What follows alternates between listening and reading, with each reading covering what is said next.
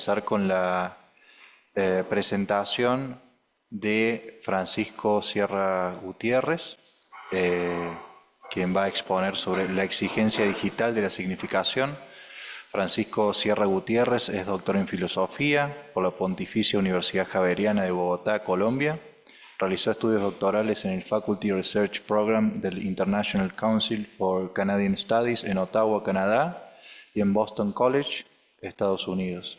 Es licenciado en Filosofía y Letras por la Pontificia Universidad Javeriana y profesor de Filosofía en la Universidad Externado de Colombia. Cuando quieras, podés comenzar tu presentación. Buenas tardes, agradezco la invitación a participar de este octavo taller latinoamericano y están viendo mi presentación online, no sé, y allá en el estudio. Sí, Sí, perfecto, sí. bueno,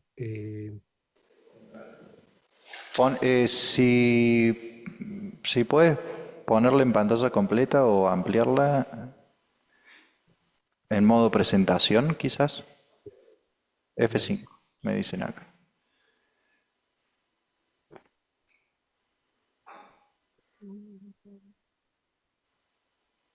No, presentación.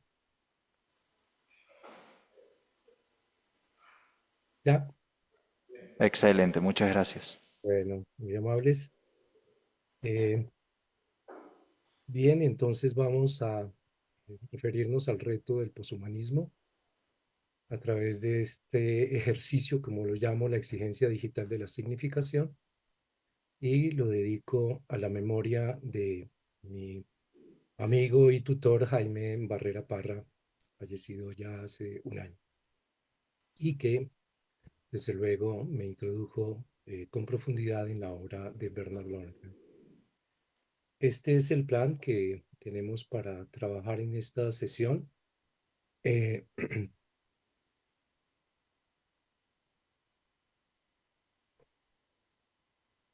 Evidentemente, dado el tiempo, solo me referiré a algunos aspectos de estos numerales.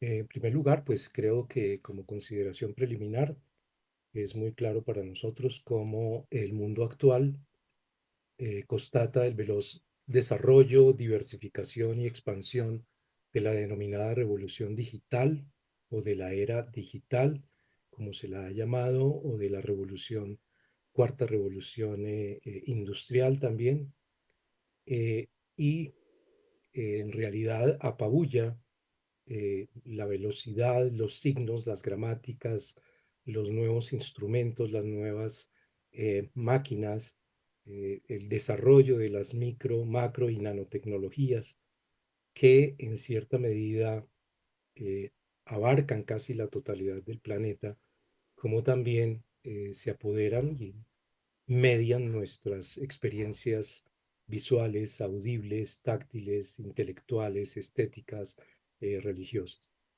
Evidentemente, reconocemos, tras la gran aceleración digital en la pandemia,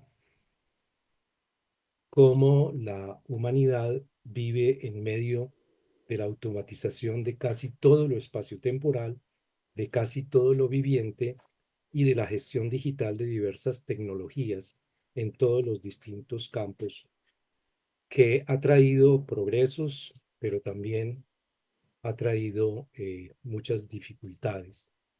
Así como Negroponte hablaba eh, de el cambio de los átomos a los bits como un cambio irrevocable e imparable, también podemos afirmar con otros autores que este cambio es seductor y fascinante, pero quizás cargado de sumisión como forma privilegiada de relación con el mundo. Ahora bien,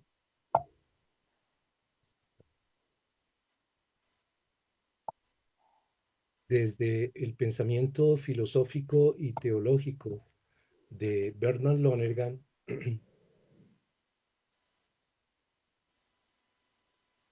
resulta plausible hacer este ejercicio. Yo desde luego soy un inmigrante digital Y las razones que aduzco para estas son fundamentalmente tres.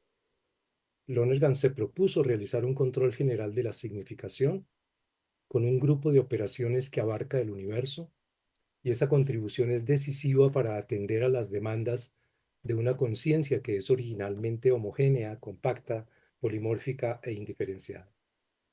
En segundo lugar, también Lonergan propuso hablar de exigencias de la significación y desarrolló la práctica, la sistemática, la crítica, la metódica y la trascendente. Exigencias que hacen surgir modos diferentes de operación consciente e intencional, y esos modos diferentes de dicha operación hacen surgir campos diferentes de la significación, a saber, la vida cotidiana, el sentido común, la teoría, la diversidad de las ciencias, la interioridad y la trascendencia.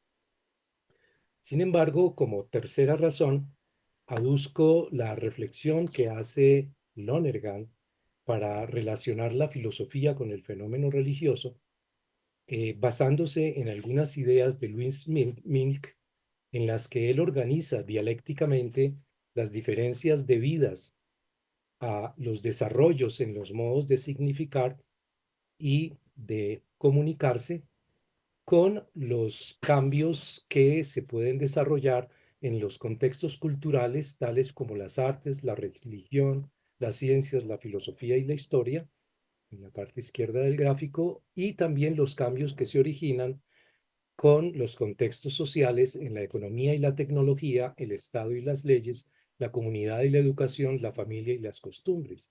Estos factores de los contextos sociales y los contextos culturales cambian con el tiempo, pero los factores que determinan el cambio tienen que ver con las siguientes etapas: la lingüística, la letrada, la lógica matemática y la metódica, y algunas de sus diferenciaciones han sido en la lingüística, el hablar y el escuchar, que dieron lugar posteriormente a la radio; el drama, que de alguna manera fue llevado posteriormente al cine; la conjugación del cine con la radio nos produjo la televisión; a su vez, la etapa letrada desarrolló la escritura y la lectura a través de la imprenta. Pero también Lonergan se refiere a la etapa lógica matemática y menciona explícitamente que ha aparecido la computadora digital. Sobre esa etapa se desarrolla la propuesta por él, que es la de la etapa metódica de la significación, y que él desarrolla a través de las especialidades funcionales. Y también nos muestra cómo eh, eh, estas distintas etapas a través de la historia, pues desde luego producen estratificación, pero no menos producen alienación.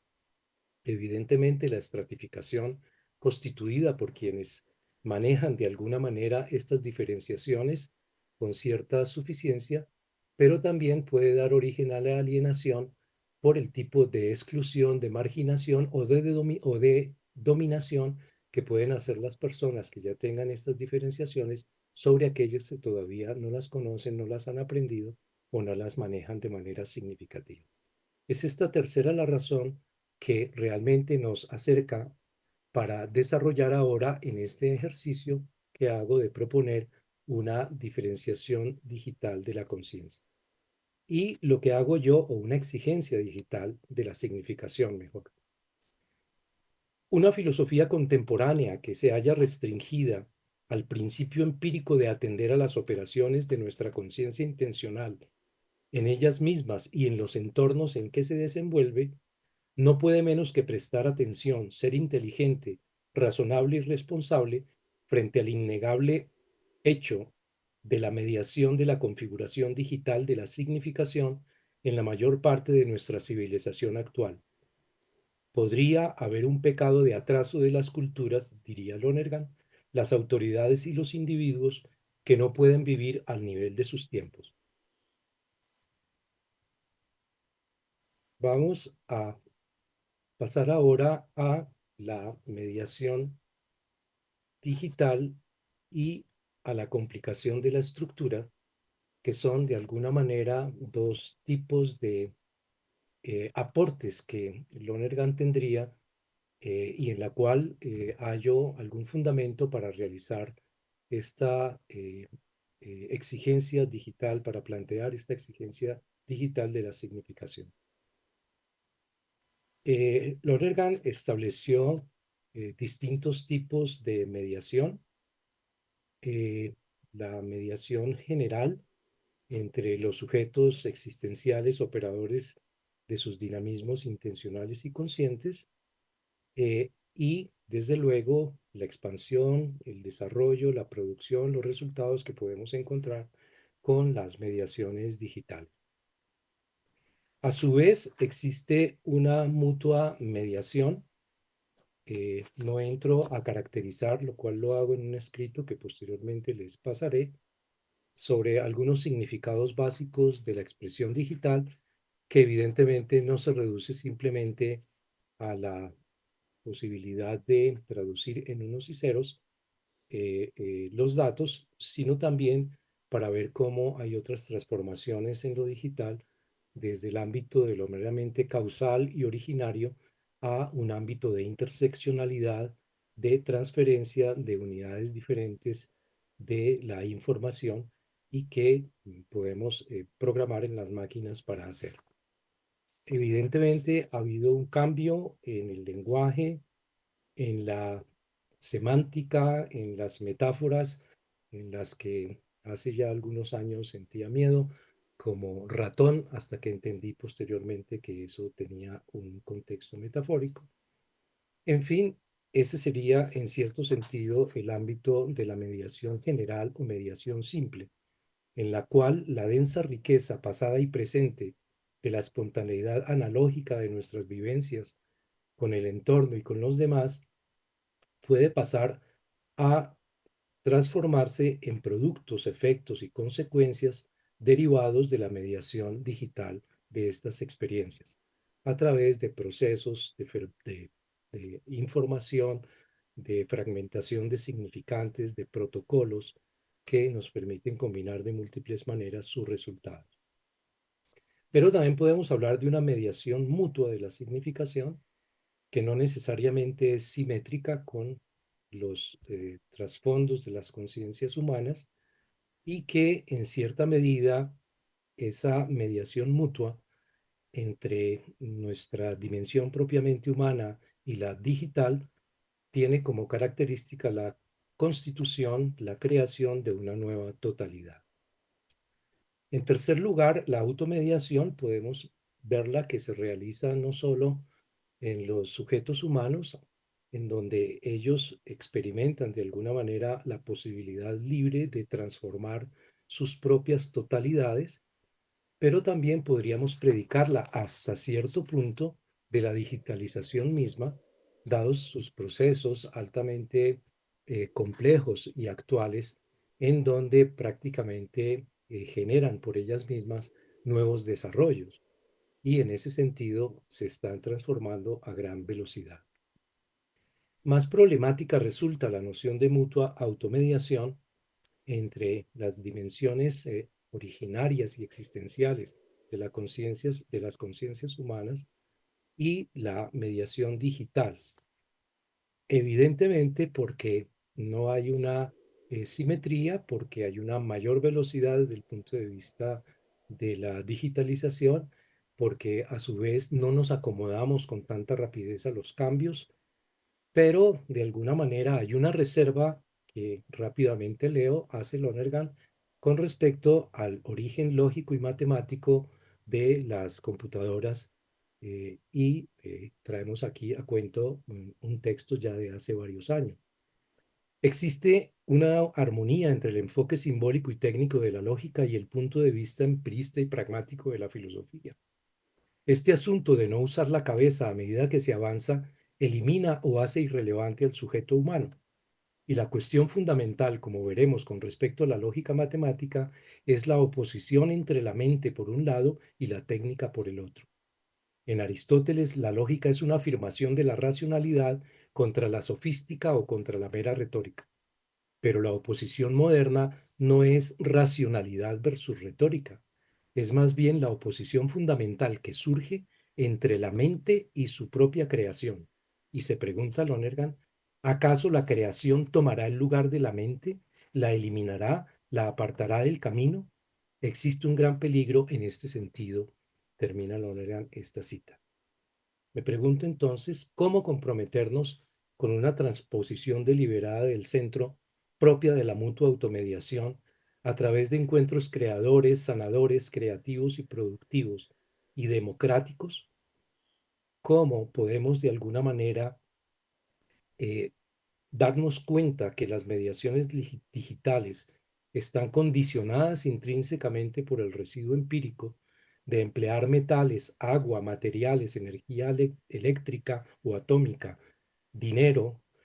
Es frágil frente a los ataques bélicos en el espacio, en la tierra y en el mar.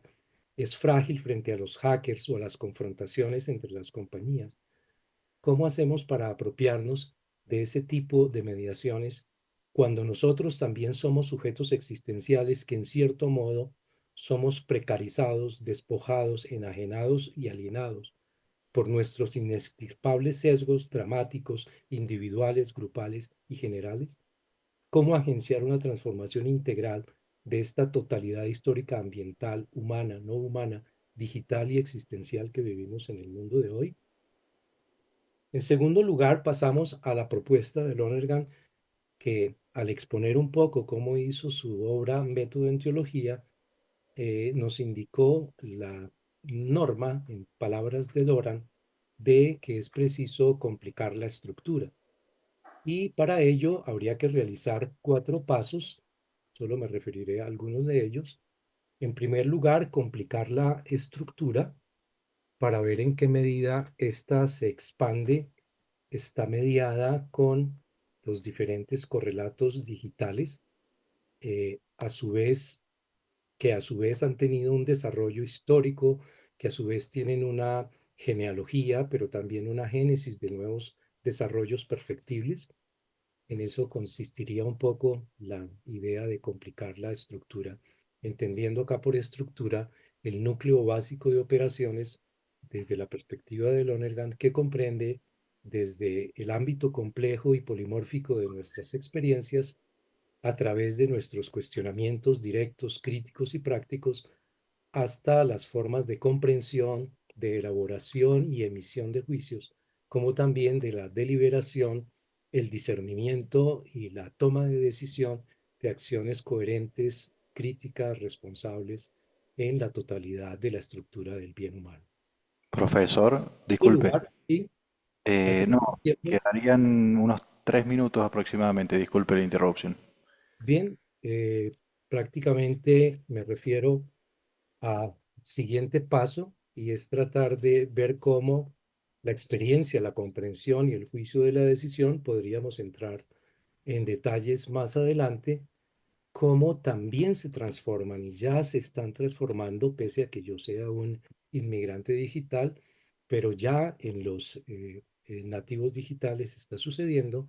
La experiencia, la comprensión, el juicio y la decisión están muy mediadas por las transformaciones digitales y por el tipo de abstracciones que ellos emplean en un conjunto finito de datos, de números y de caracteres, mientras que nuestras operaciones están de alguna manera referidas a conjuntos infinitos de valores, de acciones, de experiencias.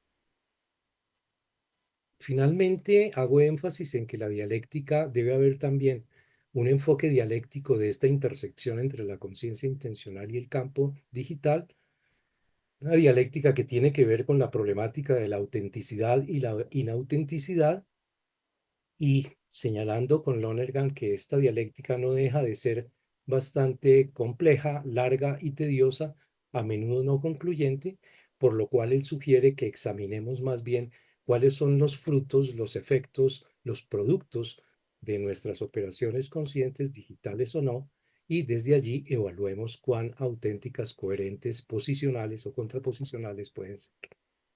Por otro lado, la dialéctica también refiere a indagar en esta compleja dialéctica integral de la historia que se trae aquí en este cuadro, cómo remover los sesgos del egoísmo individual, grupal, del sesgo general, también del ciclo amplio de la decadencia, con el fin de que reconozcamos el alcance y los límites que tendrá la dialéctica de esta nueva situación digital en la cual vivimos hoy y que desde luego apunta a una trascendencia, a una mejora, a una emancipación, si se quiere, pero también tiene que reconocer sus principios de limitación, tanto humanos como inherentes a la naturaleza física y ambiental en la cual nos encontramos.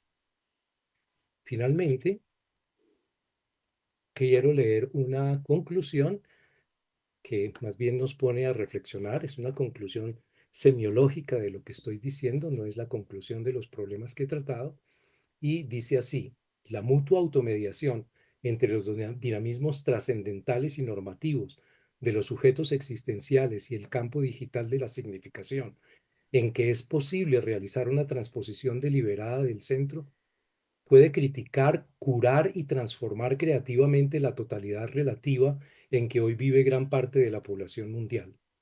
La historia ambiental, humana y no humana, se halla hoy inmersa en mediaciones digitales en las que priman los intereses de control, poder, mercantilismo y dinero de empresas en competencias, en las que reinan la exclusión, el uso individualista, la injusticia digital en el aprendizaje, acceso y posibilidades de autogestión digital local, el dominio ejercido desde el idioma inglés y la de la ideología neoliberal occidental, con la explotación de minerales especiales en países pobres para la fabricación de máquinas digitales en las que no se corrigen los sesgos en la captura de los datos, el proceso algorítmico, en los resultados y las prácticas digitales que están afectando la dignidad del entorno y de los seres humanos, plantea un desafío hercúleo que solo se puede afrontar mediante la conjunción concreta de la autenticidad personal, comunal e institucional como fuente de legitimidad y de una nueva legitimación de posibles nuevas formas de vida en las que hay que promover de manera concreta el bien común. Solo mediante la responsabilidad colectiva es posible optar críticamente y actuar creativamente para fomentar una nueva forma de actuar con la naturaleza humana en medio del laberinto de los desafíos que la inteligencia artificial, el post y el transhumanismo nos está planteando hoy. Esta mutua automediación también exige de los sujetos existenciales encarnados el desarrollo de nuevas competencias, aprendizajes, actualización, acceso y manejo efectivo de las mediaciones digitales. Incluso la compleja perspectiva del pensamiento de Lonergan podría incorporar esta autoapropiación e implementación para su comprensión crítica e implementación razonable y responsable ecoambiental y socialmente. Muchas gracias.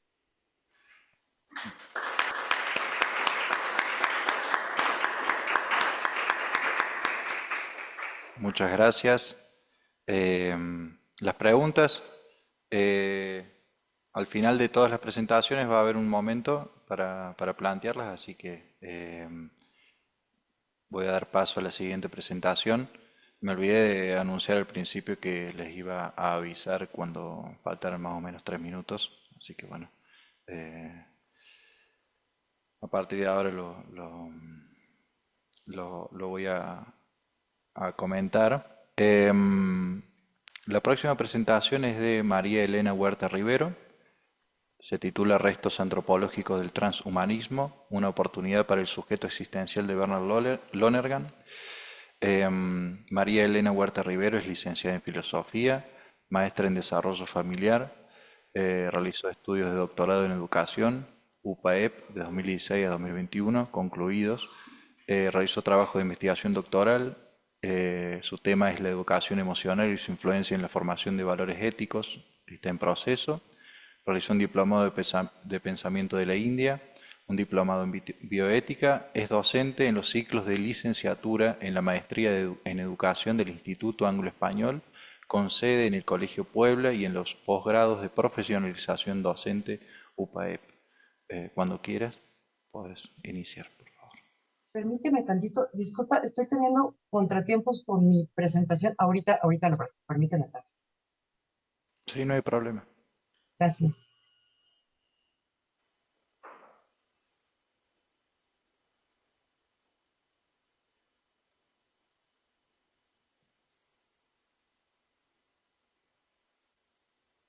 ¿Ya la pueden ver?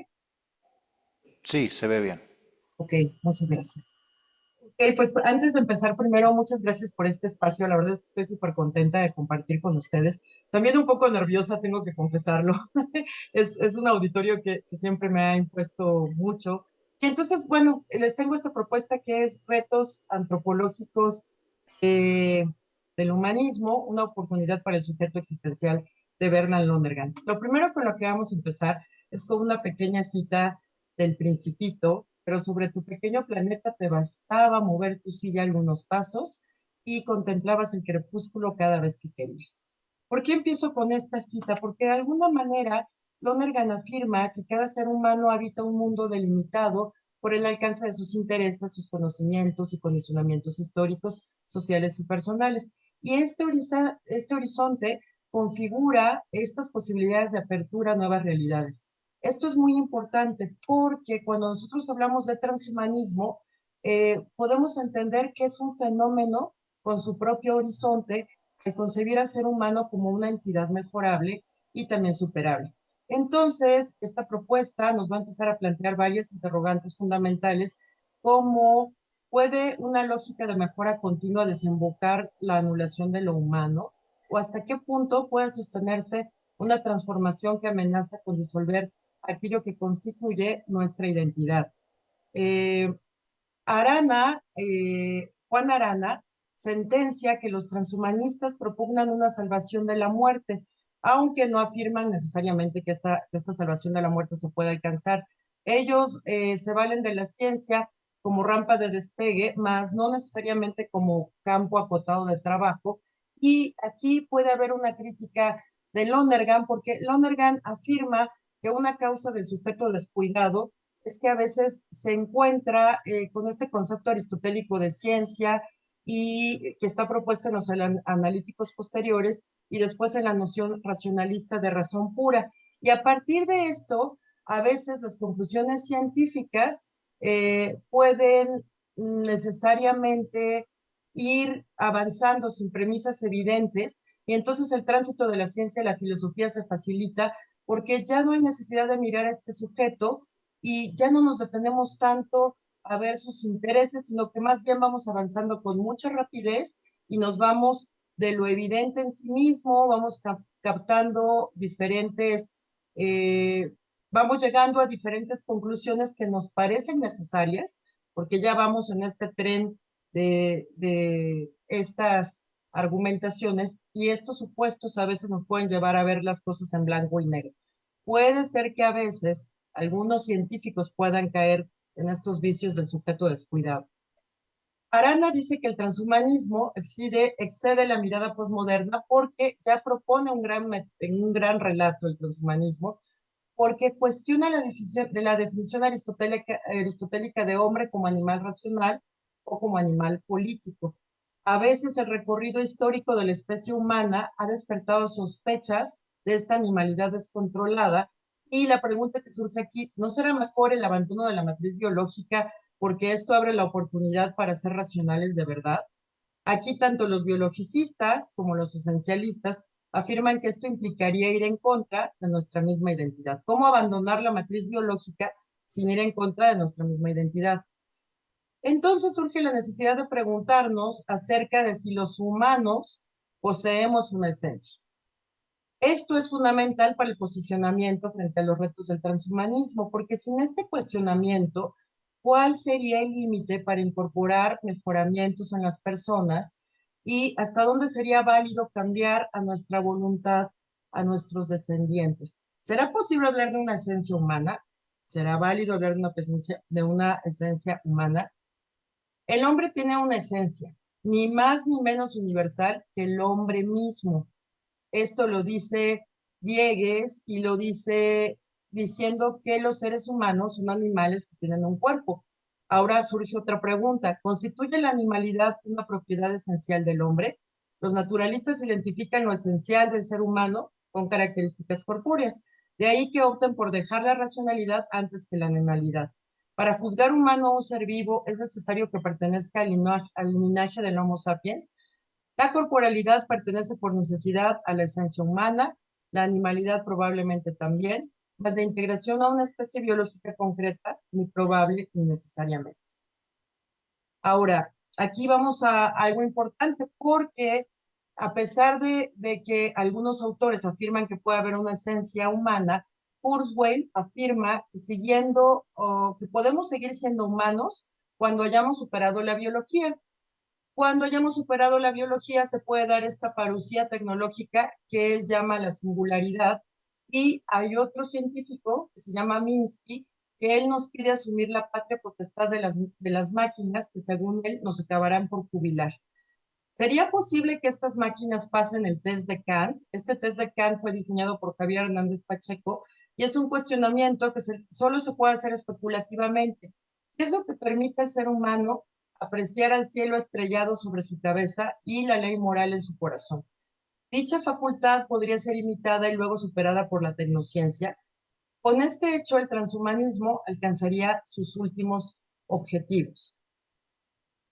Pero aquí hay un tema porque Arana afirma que la única respuesta es que nuestra inteligencia no es nuestra marca diferenciadora más importante. Tampoco lo son las pasiones, ni la sensibilidad estética, ni tampoco el hábito de los primeros principios. Entonces, ¿cuál es nuestro rasgo distintivo más fundamental?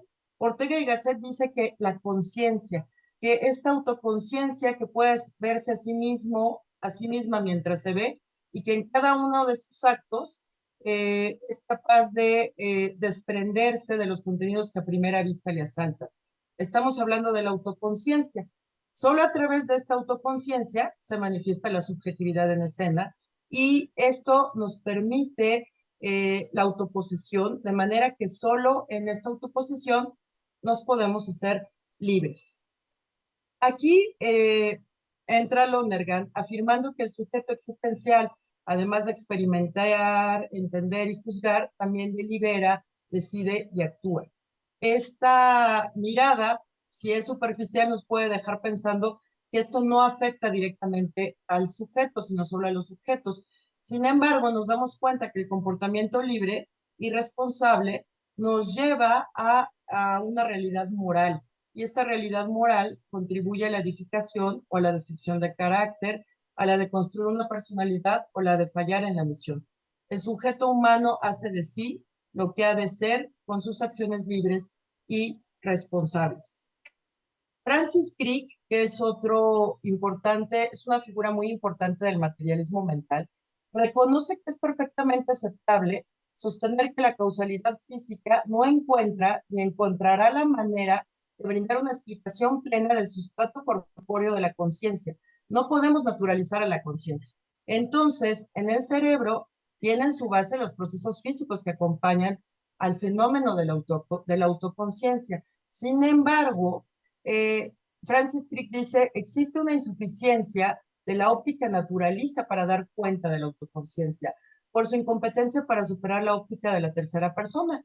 A la vez, la contribución de las neurociencias y de las otras ciencias de la naturaleza nos explican que en el cerebro puede registrarse y podemos entender cómo se da la percepción, la memoria, la afectividad e incluso la inteligencia, pero todavía no entendemos cómo se da en nuestro cerebro la autoconciencia. Me parece que este es un hallazgo muy importante porque cómo poder pretender trasladar algo a las máquinas que todavía no sabemos cómo se da en nuestro cerebro. Aquí encontramos otra coincidencia con Lonergan, porque Lonergan afirma que los niveles de conciencia no solo son diferentes, sino también están vinculados. Y entonces, esta forma de manifestar las vinculaciones se da como sucesos de lo que Hegel llamó levantamiento de algo inferior, que es detenido, conservado, aunque trascendido y completado por algo superior. La inteligencia humana traspasa la sensibilidad humana, pero no puede renunciar a ella. El juicio humano supera la sensibilidad y la inteligencia, pero solo puede trabajar con ellas. De igual manera, la actividad humana debe al final necesitar y perfeccionar la sensibilidad, la inteligencia y el juicio humanos. Lonergan entonces enfatiza que la autoconciencia racional levanta la conciencia racional desde la deliberación, la evaluación, la decisión y la actuación. Y en este momento es cuando emerge el sujeto existencial y se revela de alguna manera su esencia personal. Además, el propósito del bien, extiende el propósito de lo inteligible, de lo verdadero, de lo real, y finca la autoconciencia racional. Entonces necesitamos este sujeto existencial que al final está más inquieto por sí mismo en cuanto que se hace o bueno o malo con sus actos, más que por la superioridad de los resultados, que por la preponderancia de la voluntad o la supremacía del entendimiento práctico o de la razón práctica, para disponerse a calcular los costos y elegir si vale la pena optar por la mejora del ser humano, aceptarla con indiferencia o resistirse a ella por los daños que tal vez traiga, pero necesitamos a este sujeto existencial que es la propuesta de Lonergan. Requerimos de una reflexión existencial que al mismo tiempo sea iluminadora y enriquecedora y que no solo nos conmueva íntimamente y nos hable de manera convincente, sino que también sea el punto de partida natural para una reflexión más plena del sujeto encarnado como imagen y sentimiento y también como entendimiento y voluntad, como movido por el símbolo y la historia, como intersubjetivo, como quien encuentra al tú que se hace con el yo, para el tú, para pasar a nosotros, mediante el trato, el compañerismo, la colaboración, la amistad y el amor. Sin embargo, esta también puede ser una tentación porque podemos caer en otra vez la idea de un sujeto existencial muy abstracto y justo lo paradójico es que una reflexión profunda acerca de los retos antropológicos del transhumanismo nos abre la puerta para que aparezca el sujeto existencial de Bernard Lonergan, que es un sujeto existencial que está en construcción. Muchas gracias. Eh, Muchas gracias. gracias. Ahora pasaremos a la tercera presentación de Fernando Aurelio López, titulada Lectura y autoapropiación, del libro a la pantalla. Fernando Aurelio López es licenciado y magíster en Filosofía por la UNAM, México, doctor en Filosofía por la Ibero, diplomado en Lógica, en Ética y Política y en Estudios Medievales por la UNAM, participó en el proyecto Filosofía Medieval y Hermenéutica en el Instituto de Investigaciones Filológicas de la UNAM, es profesor titular C de tiempo completo del Colegio de Filosofía en el plantel 9 de la Escuela Nacional Preparatoria, profesor en el Colegio de Letras Modernas de la Facultad de Filosofía y Letras, docente en la Maestría en Educación Media Superior en el posgrado del UNAM, e integrante del Seminario Permanente sobre la Filosofía de Bernard Lonergan en la Universidad Iberoamericana. ¿Quieres? Puedes comenzar. Muchas gracias. Y muchas gracias especialmente a los organizadores de este taller. Comienzo por recordar con discreción que para Lonergan el proceso cognitivo se inicia con la experiencia de lo dado, abierto e inefable. ¿Qué pasa luego al nivel de la comprensión en el que se define, concibe, sistematiza y termina con una aseveración propositiva que implica un acuerdo o un desacuerdo, una ponderación y una evaluación? Estos tres niveles de conciencia empírica, inteligente y racional son interdependientes y dinámicos, acumulativos y autocorrectivos. Dicho lo anterior, aunque la existencia del conocer es para Lonergan un dato primordial, su interés recae en que el sujeto se autoapropie, es decir, que tome conciencia de lo que significa experimentar, indagar inteligentemente y juzgar. No obstante, Lonergan señala que la autoapropiación implica una ardua ascesis intelectual. No es el final, sino el inicio del camino. En efecto, de ella dependerá tanto una cabal comprensión de lo que es conocer, como el evitar caer en el relativismo, el inmanentismo o el idealismo. Desde la autoapropiación será posible la integración de distintos saberes, tender un puente entre el sentido común y la ciencia, establecer criterios de distinción entre posiciones y contraposiciones. En suma, del descubrimiento y apropiación de la estructura y del dinamismo del conocer, se sigue una metafísica, una hermenéutica, una ética y una teodicea. En este contexto vale la pena subrayar que el proceso de autoapropiación individual apunta hacia el logro de lo que se puede denominar conciencia diferenciada intelectual, la cual, según establece Lonergan en su filosofía de la educación, depende de la formación en matemáticas, ciencias, filosofía y psicología, las cuales en un momento posterior se complementan con la historia y con el arte especialmente. De modo que los procesos educativos son relevantes si y solo si permiten la autoapropiación. Pero por otra parte, Lonergan afirma que su monumental insight es una invitación pedagógica que apela a un lector. De ahí que podamos sostener inequívocamente que la hondura del alma, parafraseando a Heráclito, se recorre en principio para Lonergan mediante un artilugio milenario, el libro. Ahora bien, si es verdadera la tesis que sostiene que los medios electrónicos de comunicación determinan modos de percepción de la realidad, entonces leer y escribir en la era digital son fenómenos cuyo talante es muy distinto al que tenían en la era del libro impreso.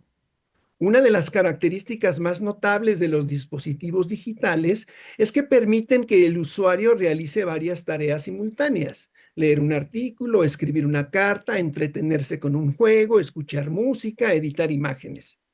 Sin embargo, dichos dispositivos fomentan un sentido fragmentado del tiempo y la pérdida de la denominada experiencia de la duración, ese fenómeno de profundidad que asociamos con la contemplación.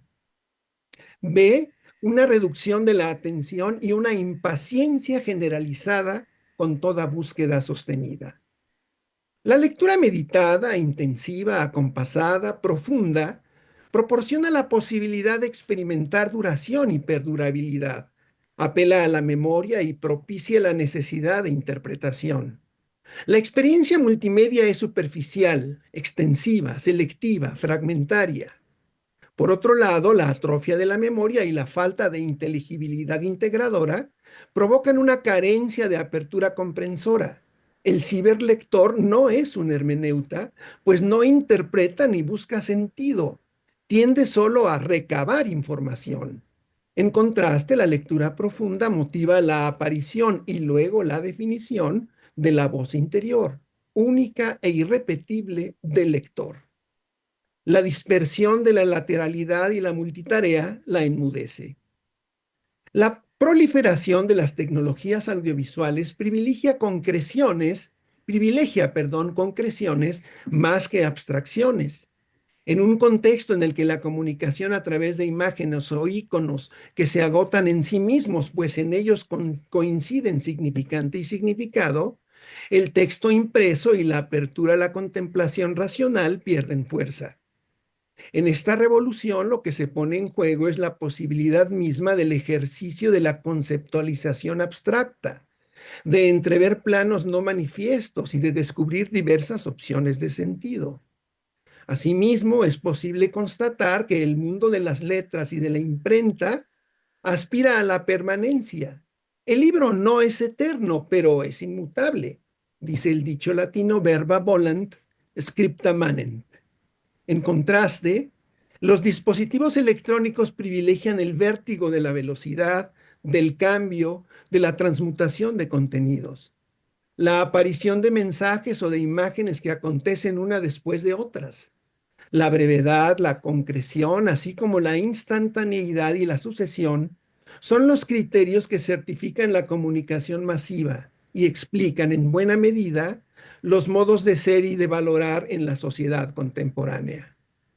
Vale destacar también que la desproporción de los estímulos sensoriales, el afán por la espectacularidad, el sensacionalismo, es lo que predomina en los medios audiovisuales.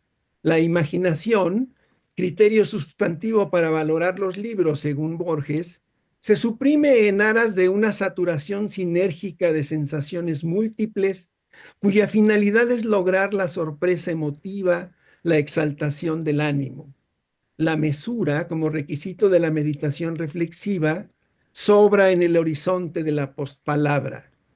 Los libros han representado desde su creación y posterior propagación el sustento más original del pensar y del crear. son la condición de posibilidad en los que ha encontrado cabida la metafísica y el misterio, la belleza de la poesía. El goce estético y el goce noseológico se funden en el lector cuando éste se halla frente al arcano de la palabra impresa. Memoria e imaginación son, pues, los índices más auténticos de lo humano y ellos hallan cabida sobre todo en el libro. Hoy, en cambio, los multimedios audiovisuales procuran una gratificación primaria, directa e inmediata del usuario. La lectura en la pantalla a partir de la proliferación de las plataformas multimedia no es en absoluto similar a la de una página impresa. Lo que el cerebro hace y las conexiones neuronales que se suscitan son muy distintas. Se ha mostrado que la actividad cerebral que se observa en lectores de páginas impresas está focalizada en áreas que tienen que ver con la memoria, el lenguaje, la reflexión, mientras que lo que ocurre en el caso del lector multimedia ocupa muchas regiones del cerebro, pues éste recibe una cantidad desbordada de estímulos que le demandan una respuesta. Decidir si activar o no el hipervínculo, poner o no atención a la música de fondo, mirar o no la imagen que parpadea, leer o no el correo o el mensaje que acaba de llegar, contestarlo o dejarlo para después. La sobreestimulación cerebral no propicia la focalización atenta, reflexiva. En todo caso, potencia la distracción. Es pues evidente que las bibliotecas, los libros y las prácticas de lectura están hoy viendo una transformación decisiva. No es lo mismo desde el punto de vista de lo que ocurre en el nivel cerebral o mental leer libros impresos que leer en una pantalla electrónica. El lector digital, el navegante y el lector de libros generan capacidades distintas. El cibernauta es más hábil para tomar decisiones rápidas y puede hojear a grandes rasgos un conjunto de imágenes y textos, pero le es cada vez más difícil el análisis profundo basado en procesos de abstracción compleja. En el lector de libros se potencian las capacidades relacionadas con la memoria a largo plazo, mientras que en el ciberlector se pierden. La dispersión de la atención, cuya focalización demanda el libro, es en cambio muy propicia al cibernavegante. Las consecuencias son notorias. Ha aparecido un lector cada vez menos capaz de concentrarse profundamente, de entender textos en los que no ocurra que el medio sea el mensaje. No podrá meditar con detenimiento un fragmento y descifrar una metáfora, y le será imposible retener, rumiar y repetir de memoria, by heart, nos recuerda George Steiner, un pasaje textual.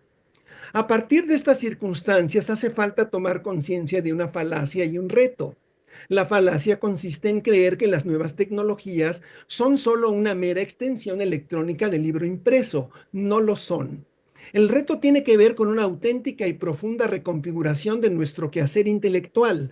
Tenemos que estar alertas a lo que significa que los estudiantes de humanidades se gradúen sin leer a los clásicos.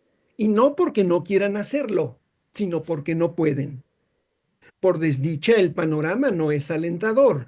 En efecto, hace unos meses apareció un artículo en la prestigiosa revista americana The Atlantic titulado Los estudiantes universitarios de élite que no saben leer, firmado por Rose Horowitz. En él se describe cómo la capacidad de lectura de libros entre los estudiantes universitarios de primer nivel mundial ha experimentado un declive significativo. Los profesores de humanidades reportan que los estudiantes actuales se sienten abrumados por la cantidad de lectura asignada y parecen incapaces de terminar múltiples libros por semestre. En diversas universidades altamente selectivas se comparte la misma preocupación. Muchos estudiantes no llegan a la universidad preparados para leer libros completos. Este cambio se explica en parte porque las escuelas secundarias y preparatorias han dejado de exigir a los estudiantes que lean libros completos. Un estudiante de primer año, por ejemplo, reveló que en su escuela pública nunca se le había requerido leer un libro completo, solo extractos y artículos de noticias. Aunque la preocupación por las habilidades de lectura estudiantil no es nueva, actualmente los alumnos luchan por mantenerse concentrados en un soneto y les resulta imposible atender los detalles y seguir la trama general de un texto. llegan a la universidad con un vocabulario muy limitado y deficiencias en la comprensión del lenguaje, cuya dificultad sea medianamente desafiante. En el texto de Horowitz se apuntan algunas posibles razones. Una tiene que ver con la omnipresencia de los dispositivos móviles. En efecto, estos desvían la atención y dificultan la preparación para el rigor académico universitario. El celular ha cambiado las expectativas sobre lo que es digno de atención y ha hecho que aburrirse sea antinatural. Por otro lado, los planes y programas de estudio, así como las secuencias didácticas, se elaboran en las instituciones educativas privilegiando el uso de las tecnologías digitales y no la lectura de libros. Frente Profesor, a esta realidad, sí termino en breve, frente a esta realidad, señala el artículo, los profesores universitarios se sienten obligados a asignar menos lectura y rebajar sus expectativas. No más lecturas íntegras, solo extractos. Por el momento no está claro si esta reducción fomentará o reducirá el amor por la lectura. Sin embargo, sí lo está que la lectura profunda que implica una inmersión sostenida en un texto, que estimula hábitos mentales y valiosos como el pensamiento crítico y la autorreflexión, son beneficios que no se obtienen con la lectura superficial o fragmentaria. Lo que está en juego no es simplemente la preferencia de los estudiantes por medios digitales frente a los impresos, ni una mera evolución en los hábitos de estudio. Para muchos profesores, esta es una crisis cultural de fondo. Leer libros, particularmente libros exigentes, largos, complejos, Verbigracia Insight de Bernard Lonergan, no es solo una actividad académica, sino una forma de formación intelectual y moral. En el proceso, es en el proceso lento y exigente de la lectura profunda donde se cultivan la empatía, la reflexión crítica y la capacidad de sostener una idea en la mente, evaluarla, ponerla en relación con otras y luego expresarla con claridad. Sin esa práctica, los estudiantes pueden seguir siendo técnicamente competentes, pero pierden una dimensión fundamental de la educación, la interiorización pausada del pensamiento complejo. Muchos alumnos han aprendido a simular la lectura, saben cómo extraer información clave de resúmenes en línea, cómo repetir interpretaciones canónicas sin haberse enfrentado realmente en texto. En seminarios de literatura pueden participar en discusiones recurriendo a observaciones genéricas o aludiendo a temas superficiales con la pretensión de engañar momentáneamente al profesor, pero esa ilusión se desvanece rápidamente cuando se les pide profundizar, conectar ideas, interpretar una metáfora en su contexto o comparar pasajes específicos. Este fenómeno da lugar a lo que algunos docentes llaman la cultura del comentario sin contenido. El lenguaje crítico se usa como una especie de jerga vacía. Los estudiantes aprenden a hablar como si hubieran leído, aunque no lo hayan hecho. Frente a este panorama, algunos educadores están experimentando con enfoques distintos. En lugar de asignar múltiples textos por semana, optan por leer menos, pero más lentamente. Organizan grupos de lectura dedicados a una sola obra durante todo el semestre. Estimulan a los estudiantes a leer en voz alta, a copiar a mano fragmentos clave, como en la Edad Media, a discutir no solo el contenido, sino la experiencia misma de leer.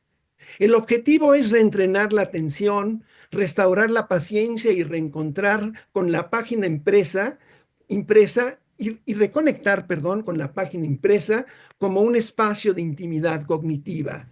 Estas estrategias no buscan idealizar el pasado ni demonizar la tecnología. Más bien intentan recuperar algo esencial, la lectura como práctica de libertad interior. En un mundo saturado de distracciones, leer un libro completo y entenderlo, sentirlo, pensarlo, puede ser un acto de resistencia, incluso de emancipación, de autoapropiación, diría Lonergan. Muchas gracias.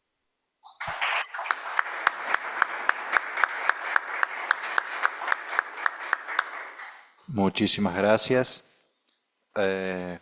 Bueno, estamos un poco sobre la hora, pero tenemos después media hora más para hacer preguntas, así que la próxima podemos usar un poco de ese tiempo para la última presentación, que es de Miguel Ángel Padilla Ruiz. Se titula Del humanismo racional al transhumanismo tecnológico. Miguel Ángel Padilla Ruiz es estudiante de la licenciatura en Filosofía en la Universidad Vasco de Quiroga, México, y seminarista de la diócesis de Teotihuacán. Ahora lo tenemos presencialmente, así que lo vemos directamente. Para que comprendamos un poco cuáles son los fundamentos del transhumanismo, encontrando su origen en el humanismo y pudiendo hacer una crítica con el pensamiento de Bernard Lonergan. Y bueno, quisiera empezar con el periodo de la modernidad. Es muy importante retomarlo porque ahí comienza tal cual el auge del humanismo racional que se retoma de los grandes clásicos. Y todo comienza en la época renacentista.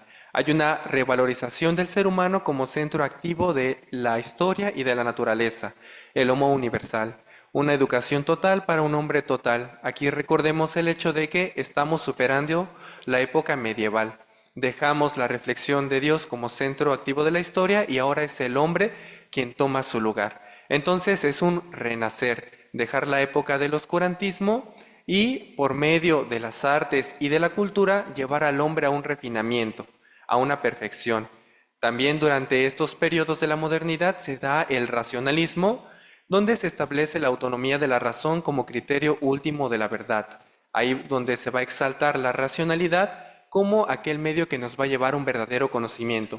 Pensadores como Descartes, Leibniz, Malebranche van a reafirmar este presupuesto y también nos vamos a encontrar con la Ilustración, quien va a confiar en la razón para alcanzar una mayor perfección humana, con pensadores como Kant, que proponen la emancipación, con el sapere aude, atrévete a pensar. Entonces, aquí aparentemente retomamos al hombre como centro de la historia y su racionalidad es lo que se exalta por encima de todas las cosas. Aparentemente estamos bien porque seguimos una consigna progresista. Buscamos seguir avanzando en la historia y utilizar aquel don que nosotros tenemos y que nos diferencia de las demás criaturas para poder seguir evolucionando como especie. Pero si nos ponemos a pensar y profundizamos un poco, vamos a encontrar que existe una paradoja dentro de esta exaltación racional. Pues mientras se exaltaba la dignidad humana, se sentaban las bases para su objetivación científica, que veremos más adelante en el transhumanismo. Entonces la naturaleza dejó de ser un campo de misterio sagrado para convertirse en algo controlable. Por ejemplo, los clásicos griegos que veían con maravilla la naturaleza y se preguntaban sobre el arjé, el origen de las cosas, y la physis griega era lo más importante de aquel tiempo antiguo, pero ahora ya no lo vemos como algo sagrado ni como algo misterioso, sino algo que podemos dominar. Entonces, retomo un poco la cita de Descartes en su discurso del método: el ser humano es dueño y poseedor de la naturaleza. Y esto sin duda nos va a dar paso a la objetivación transhumanista. Aquí se empieza a dejar ver la crisis.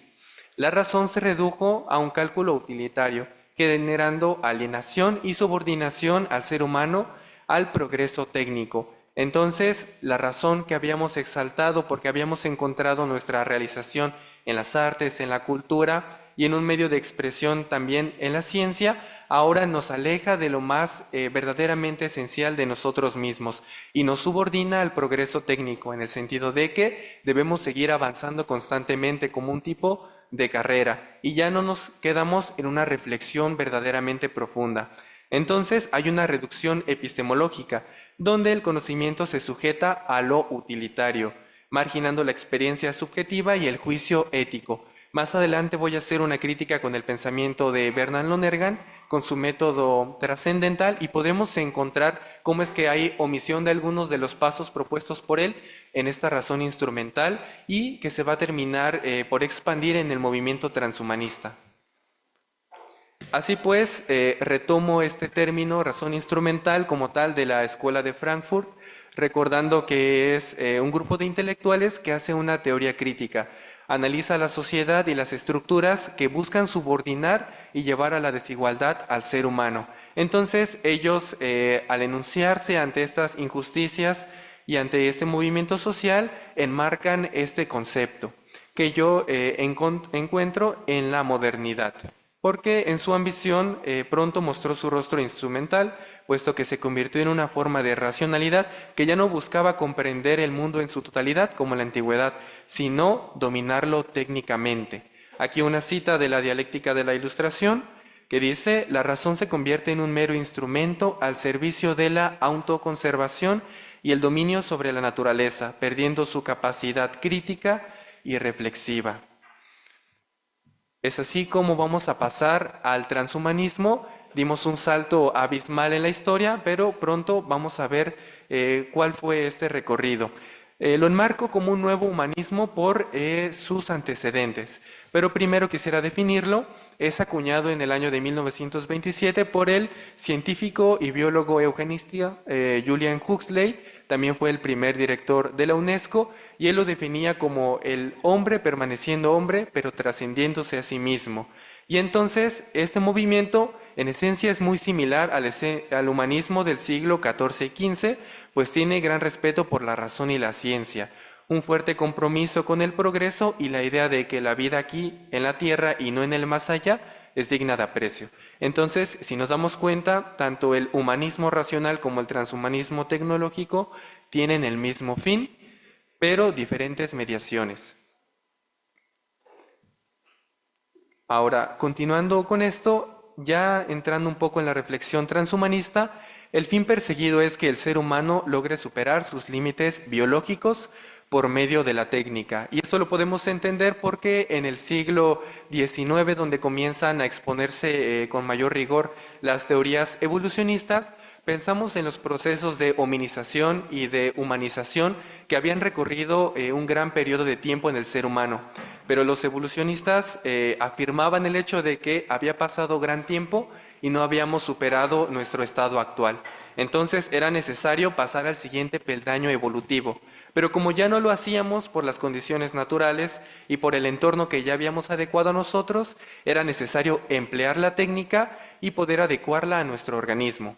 Así pues, el transhumanismo que estamos exponiendo tiene dos corrientes: el transhumanismo cultural, que hace una reflexión ética sobre las implicaciones del movimiento y que es expuesto por Michel Foucault, un estructuralista francés, quien critica la imposición del humano en la época contemporánea. Es más, la concepción que nos imponen de lo que debe ser un ser humano, entonces hay que trascender esa concepción.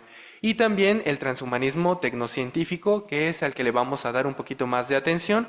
Hay dos tipos de transhumanismo tecnocientífico: el cibernético, que habla de una completa asimilación entre el organismo humano y la tecnología y que nos lleva al campo de la inteligencia artificial; y el transhumanismo biomédico, que por medio de la biología sintética hablamos de comenzar a incorporar en pequeñas medidas la tecnología en el cuerpo humano, y eso es algo que ya se puede ver poco a poco. Hablamos de seres humanos que ya comienzan a ser más longevos por la aplicación tal vez de algunos tratamientos médicos. También algunos transhumanistas como Rossi Bradotti dirán que pues realmente ya somos transhumanos, ¿no? Inclusive hacía una referencia al hecho de que aquellos que habían nacido por cesárea y no por parto natural ya era una implementación de la tecnología para nuestra supervivencia. Entonces ya somos transhumanos para algunos y para otros estamos en ese paso. Ahora, ¿cuáles son las promesas del movimiento transhumanista en general? Bueno, es eliminar las enfermedades, el envejecimiento y la muerte. Los transhumanistas consideran que estas condiciones son impuestas a la naturaleza humana. Además de que somos puestos en este plano existencial, se nos imponen algunas limitaciones de carácter biológico. Así que lo que debemos buscar es cómo superar. También prometen mejorar las capacidades cognitivas y físicas. Y bueno, en general el transhumanismo tiene tres fundamentos: la longevidad, la superinteligencia y el superbienestar. Buscan llevar al ser humano a una condición donde pueda vivir en plenitud con su medio ambiente, puesto que no serviría de nada ser longevo o inmortal si vivimos en un mundo donde no podemos subsistir. Y hay una propuesta muy interesante porque no solo se queda en el campo de la longevidad, sino que apunta a la inmortalidad. Hay una teoría transhumana que se llama el simulismo, que propone la emulación de la conciencia en un ordenador digital. Y entonces esta propuesta plantea muchísimas interrogantes, ¿no? ¿Dónde queda la continuidad del yo si nuestra mente es copiada y transferida a un ordenador? Para la concepción transhumanista, que seguían de una ética utilitarista y de una antropología muy material, pues ellos desechan la funcionalidad del cuerpo. Como es algo inútil, puede ser reemplazado, pero lo verdaderamente esencial es la mente. Por eso hay que preservar ese principio de identidad y transferirlo a un ordenador digital. Es, por ejemplo, una de las propuestas de la inmortalidad que ellos proponen. También está la amortalidad, pero implican muchas cosas. Por ejemplo, que no tenemos todavía la tecnología suficiente y que también entraríamos en dilemas de la identidad. ¿En qué momento dejamos de ser nosotros y nos privamos de nuestro cuerpo? Y bueno, retomando un poquito el antecedente del humanismo racional, mientras el humanismo confiaba en los refinamientos culturales, educativos, para hacer mejor a la humanidad, el transhumanismo busca otro modo, mediante la tecnología. Ahora bien, continuando un poco la línea de la razón instrumental que vamos a criticar con el pensamiento de Lonergan, encontramos que el transhumanismo es una máxima expresión de este tipo de racionalidad por algunas razones. Primero que nada, porque reduce al ser humano a un objeto optimizable. El transhumanismo considera al ser humano como un sistema técnico perfectible, donde el cuerpo y la mente son fallas a corregir mediante la tecnología. Aquí la lógica instrumental alcanza su extremo al tratar la vida humana como un dispositivo. Entonces podemos ver que el transhumanismo buscaba trascender lo que nos limitaba como seres humanos, pero a largo plazo nos deja ver cómo realmente nos lleva a un proceso deshumanizador, donde perderemos las características que verdaderamente nos hacen singulares en este mundo.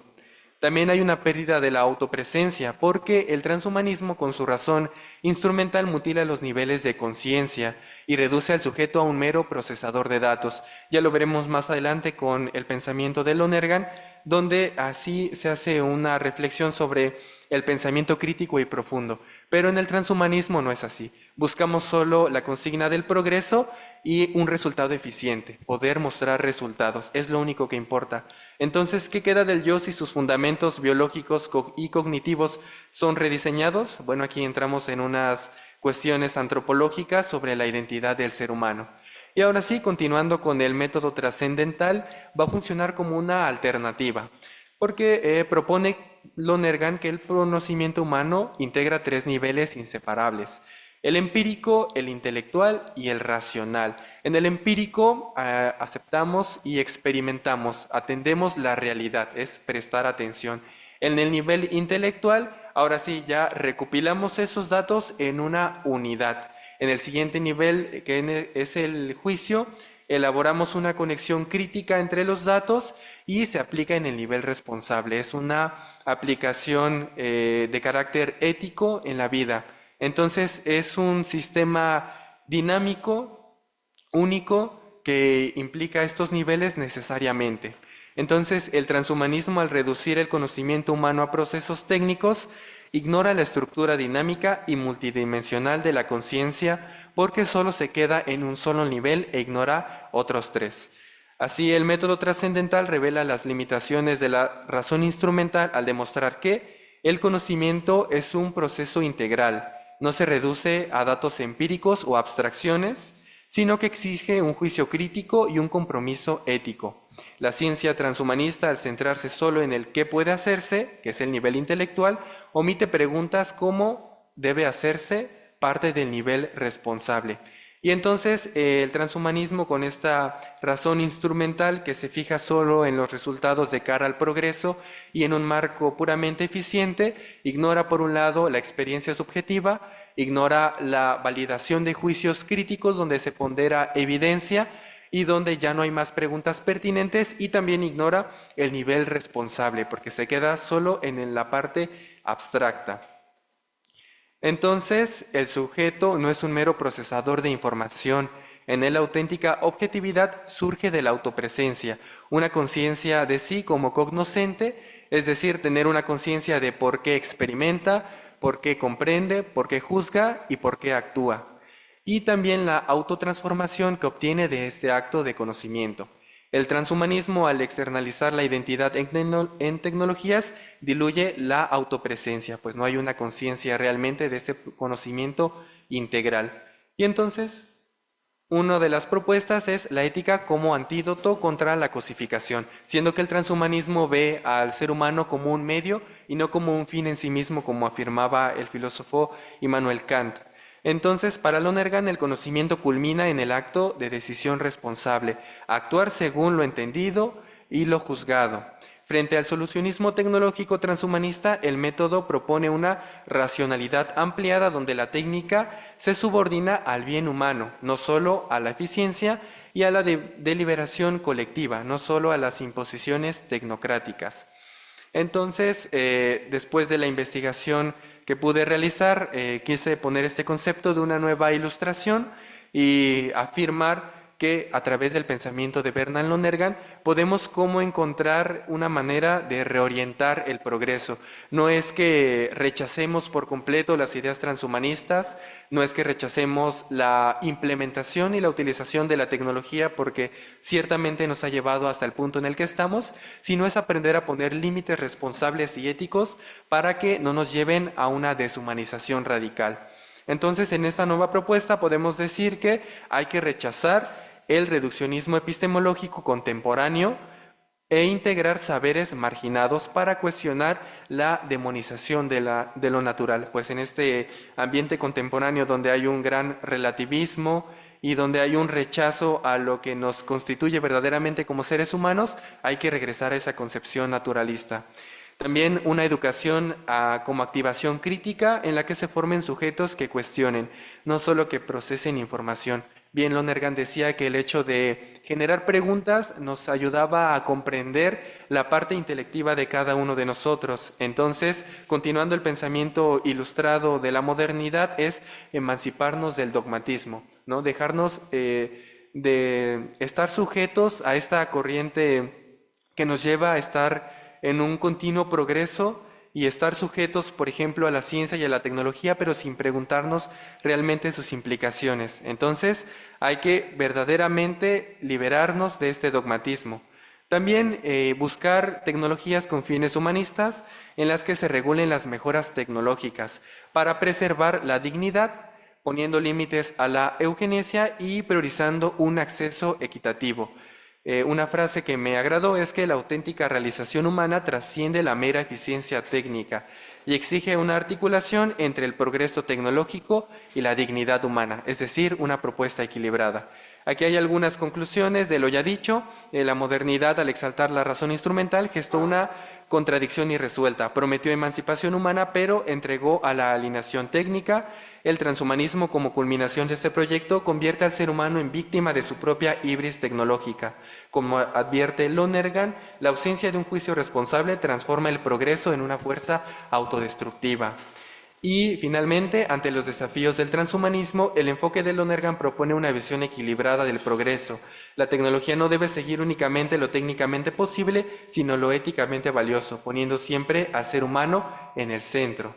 Les comparto también esta frase: el verdadero progreso no consiste en trascender lo humano, sino en profundizar en lo que nos hace humanos, las capacidades de cuestionar, elegir y dar sentido a nuestros límites.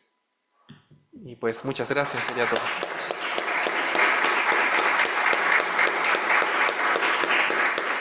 Muchas gracias, Miguel. Bueno, tenemos 15 minutos para preguntas. Quien quiera comenzar, le vamos a pasar el micrófono, así la gente del Zoom nos puede escuchar.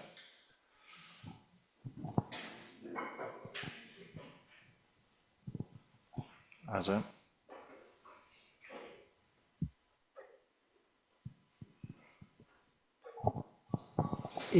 No, solo una preguntita para... ahí se me fue tu nombre. Miguel. Miguel. Hiciste en un momento una diferencia entre inmortalidad y amortalidad. ¿Podés explicarla?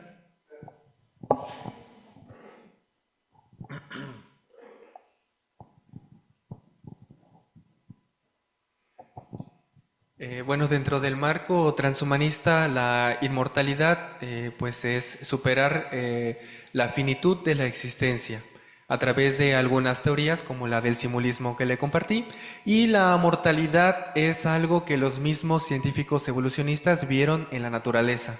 Por ejemplo, hay algunos animales que son amortales, y un ejemplo a lo mejor un poquito absurdo son las langostas. Realmente las langostas no mueren, sino que cambian de caparazón. Entonces, tienen un proceso de envejecimiento muy lento y tienen una regeneración celular en su propio organismo. Así los transhumanistas con su base científica se preguntan si hay animales que ya tienen estas capacidades, ¿por qué no incorporarlas al ser humano? Entonces, el transhumano amortal sería aquel que no envejece, que no sufre enfermedad, pero sí podría morir por una causa externa, por ejemplo, que lo atropellen, ¿no? Eso sería una fuerza externa que acabaría con su existencia, pero de forma natural él no tendría un proceso de corrupción, sino que se mantendría estable, mediante algunos medios, por ejemplo, como la regeneración celular, que se han observado en organismos como las estrellas de mar. Y es lo que proponen algunos transhumanos: si ya está en la naturaleza, ¿por qué no incorporarlo a nuestra especie?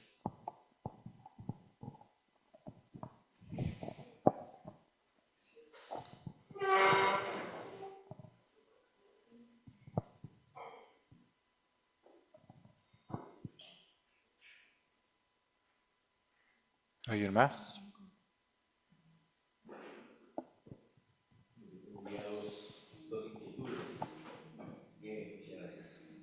La primera, pues, siguiendo la categoría que maneja Lonergan sobre sentido común, diferenciándolo de la teoría, y el sentido común donde ubica la tecnología, ubica la economía y la política, pues yo me hacía la pregunta si todo el transhumanismo estaremos ubicados en el sentido común en cuanto se ubica en esta esfera de la tecnología.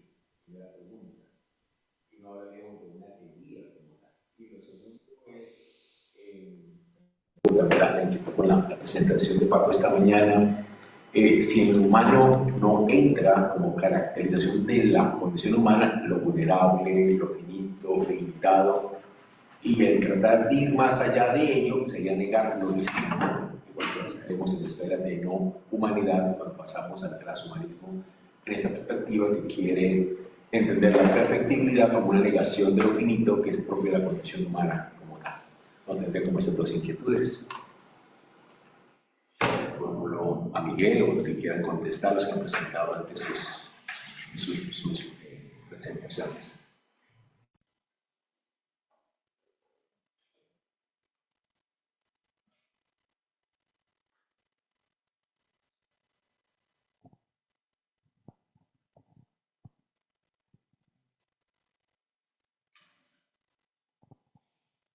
Bueno, pues yo podría responder un poquito la segunda pregunta.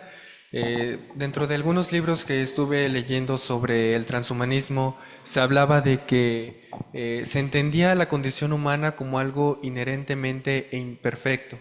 Decían los transhumanos que realmente no le debemos lealtad alguna a la naturaleza humana. Y más bien, lo verdaderamente importante es buscar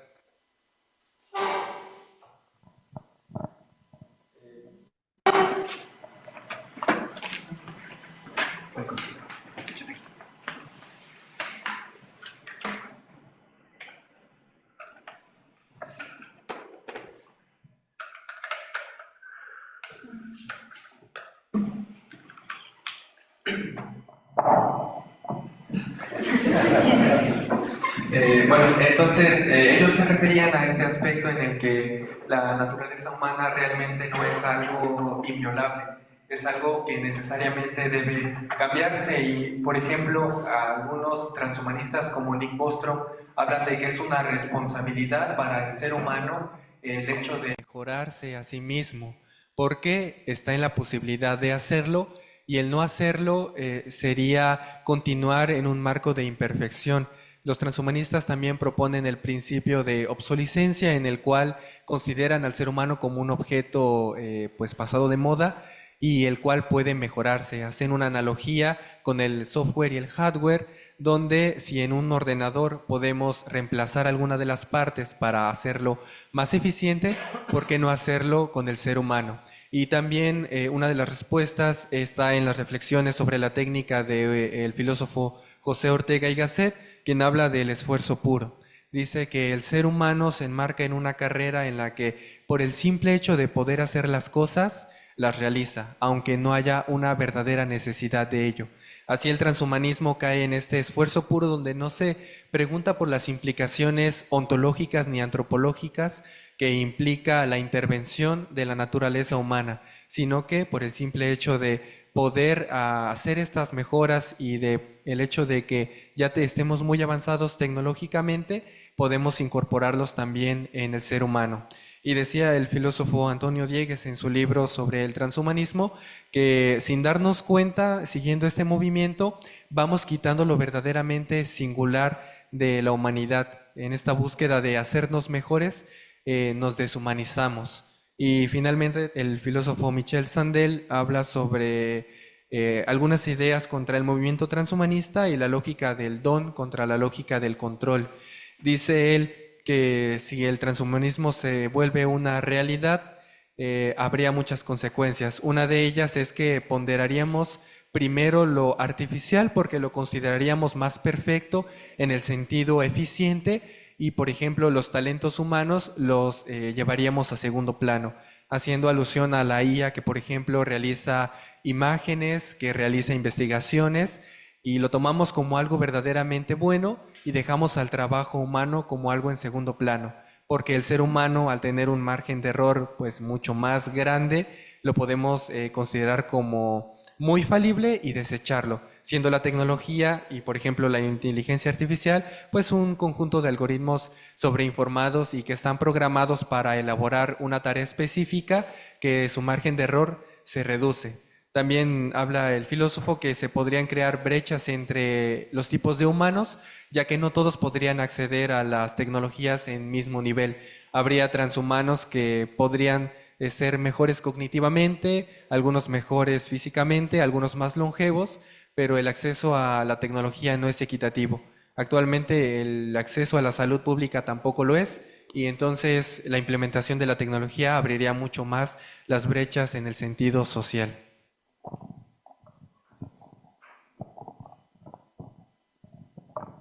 Hola, sí, bueno, muchas gracias por las presentaciones, aprendí mucho y mi pregunta es un poco general para el panel, porque, bueno, yo soy de formación antropólogo y muchas de las discusiones en términos conceptuales y digamos así, teóricos que se han planteado aquí vienen siendo objeto de discusión en el campo de la etnología, más concretamente la etnología con pueblos originarios de distintas partes del mundo, pero especialmente de América Latina. Entonces yo me pregunto, en la medida que lo veo ausente del debate como referencia teórica y conceptual, ¿hasta qué punto están en la discusión autores como Bruno Latour o Philippe Descola o Viveiros de Castro, incluso Tim Ingold, que en los últimos 20 años o 30 incluso se han propuesto replantear el modo como ciertos binomios clásicos de la tradición de Occidente, como naturaleza y cultura, innato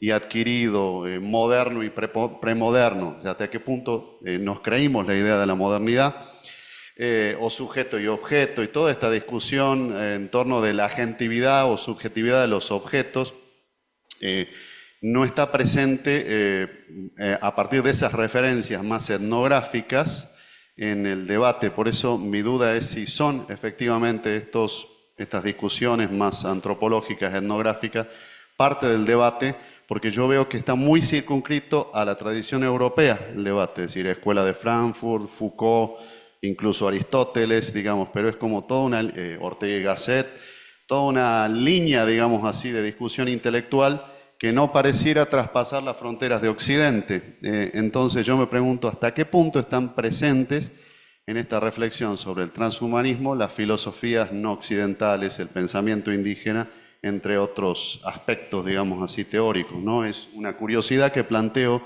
para los expertos en el transhumanismo. No sé si se entendió.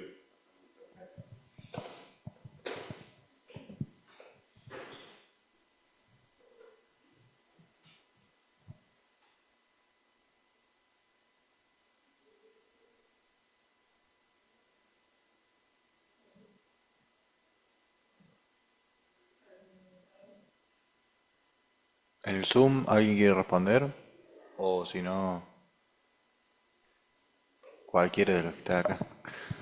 Si puedo ampliar un poquitito la pregunta, aquí se habló del giro postcolonial y decolonial. Y en buena medida hablar de giro postcolonial, pero sobre todo decolonial, implica volver sobre las filosofías indígenas, que yo diría que son transhumanas desde el vamos, desde el punto cero se podría decir. Es decir, como que hay un adelanto de las filosofías indígenas a todo este debate de Occidente que está muy de moda ahora, pero donde esas referencias parecieran perderse, ¿no? Entonces, como para reincidir sobre la pregunta o digamos así, la provocación que les estoy haciendo desde el campo de la antropología.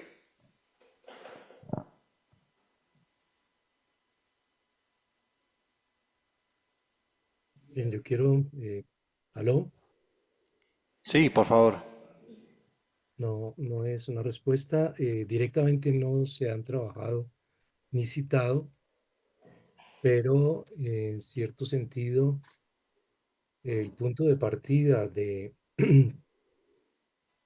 eh, la propuesta de una mutua automediación entre los sujetos encarnados, concretos, existenciales, abarca desde luego su localización, abarca desde luego el reconocer sus situaciones concretas y el dinamismo histórico en que estemos envueltos. En consecuencia, este tipo de eh, implicaciones de las nuevas etnologías y de los planteamientos decoloniales hay que explicitarlos más. En cierto modo están implícitamente eh, eh, considerados. Eh, por ejemplo, si tomamos la primera frase del método de teología de Lonergan, se nos dice que una teología es una mediación entre las matrices culturales y, en el caso de la teología, el papel, la función y las tareas que tiene una religión en ellas. En consecuencia, esta expresión tiene un alcance heurístico para que todo tipo de reflexión que nosotros hagamos tenga en cuenta de alguna manera los dinamismos de las matrices culturales en las cuales estamos inscritos, dinamismos diferentes, diversos, distintos, a veces opuestos, no siempre, a las mediaciones intelectuales que se han creado en Occidente, incluidas las mediaciones lonerganianas. Pero es indispensable reconocer este estatuto de mediación entre esos dinamismos de las mediaciones culturales concretas, que habría que explorar más, porque simplemente se está proponiendo que el método es una mediación intelectual, etcétera, con respecto a cómo acontecen en esas mediaciones la religión y en qué medida éstas las hacen más emancipadas y autónomas. Eso se puede extender desde luego al ámbito de las ciencias sociales y al ámbito de las determinaciones concretas a que nos lleven estos análisis.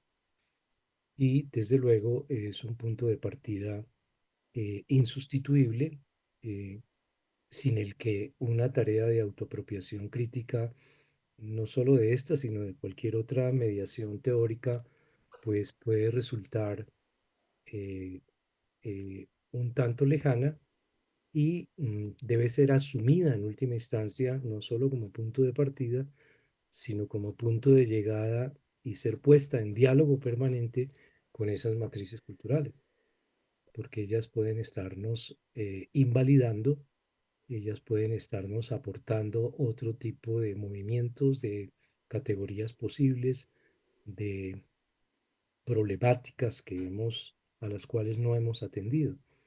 Entonces creo que en un planteamiento realista crítico como el de Lonergan, si vamos a emplear esa noción de método en un contexto mucho más diversificado y ampliado que restringirlo al ámbito de la teología, creo que habría que hacer énfasis en ese tipo de mediación entre las matrices culturales, históricas, concretas, situadas, y el grado de emancipación, autonomía en la gestión de su destino histórico que puedan tener. Buenísimo, muchas gracias. Bueno, siendo ya las 16:32, podemos dar por concluida esta mesa. Así tenemos tiempo para el receso y la mesa de las 17 puede empezar a horario. Muchas gracias y un aplauso para todos.